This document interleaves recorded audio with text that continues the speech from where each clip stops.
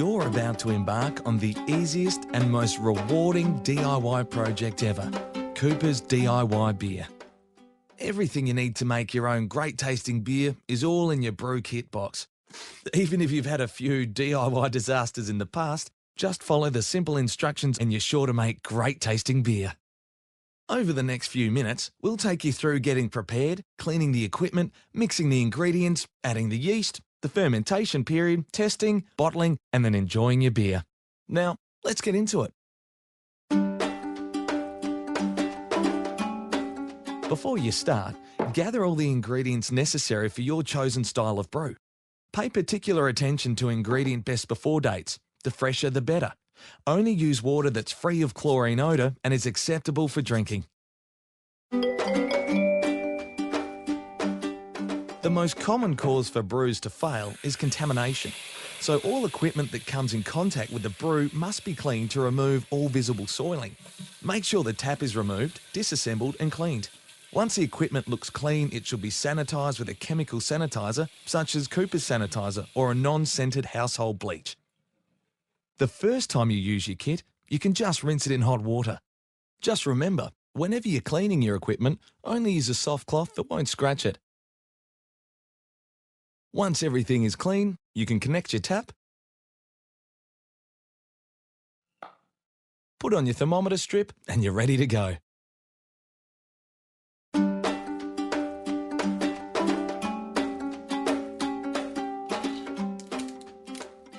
To prepare your mix, first remove the label from the brew can and stand it inverted in hot tap water for 10 minutes or so to soften it.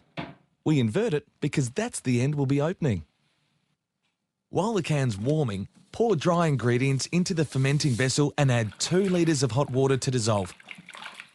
Once the brew can is ready, grab it with a tea towel, open it, pour it in and mix thoroughly. Then add water to the 20-litre mark.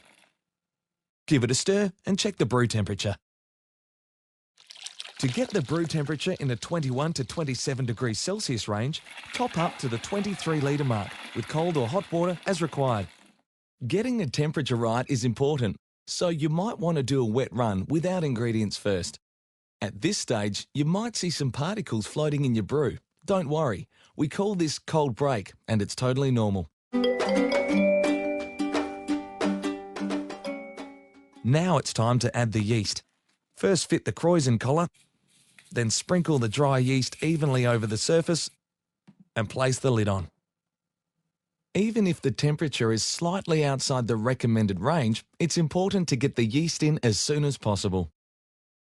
Next, measure the specific gravity of your brew. To do this, you'll need your hydrometer.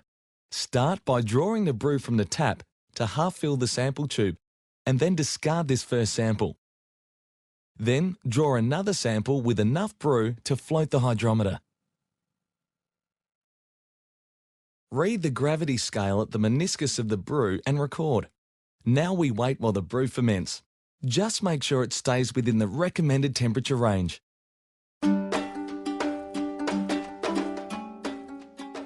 After 12 to 24 hours, you'll know that fermentation is underway because you'll see foam beginning to occur and the brew becoming cloudy.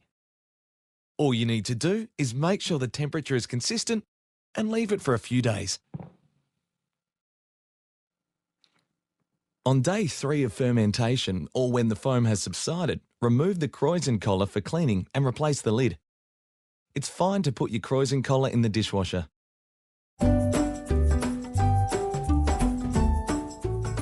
On day 6, draw another sample out and measure the specific gravity again. If your sample is too foamy, you may need to degas it. Test the specific gravity each day. Final gravity is reached once specific gravity is stable 2 days in a row. This means your brew is ready to bottle. At this point, we recommend you try your brew to check if it tastes and smells okay. If so, you're good to go.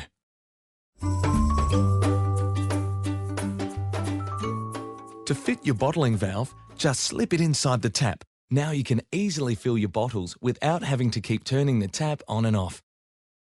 If there's too much foam while bottling, just back the tap off a bit.